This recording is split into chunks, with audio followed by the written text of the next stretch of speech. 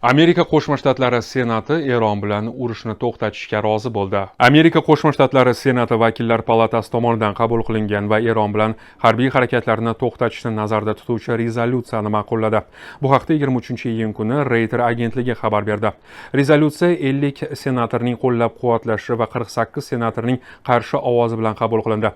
Nashrning yozishicha, ovoz berish respublikachilar orasida ham xavotir kuchayib borayotganini ko'rsatgan. Hujjatga ko'ra, Amerika Qo'shma Shtatlari prezidenti Donald Tramp Eronga qarshi harbiy operatsiyalar olib borilayotgan hududlardan Amerika qo'shinlarini olib chiqishi kerak. Biroq nashrning yozishicha, rezolyutsiya asosan ramziy xarakterga ega. Tramp unga veto qo'ya olmasa-da, hujjat majburiy yuridik kuchga ega emas. Ovoz berishni tashabbus qilgan demokrat senatorlar fikricha, AQSh Kongressi harbiy harakatlar uning roziligisiz qayta boshlanmasligi kerakligi haqida aniq signal berishi lozim. AQSh va Eron o'rtasida sulh rejimi amal qilayotganiga qaramay, tomonlar keyinchalik ham o'zaro zarbalar almashishda davom etgan.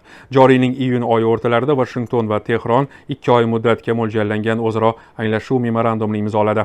Hujjat barcha frontlarda, jumladan Livanda ham harbiy harakatlarni to'xtatish, Tehronga nisbatan sanksiyalarni yumshatish hamda Eronni tiklash jamg'armasini tashkil etishni nazarda tutadi.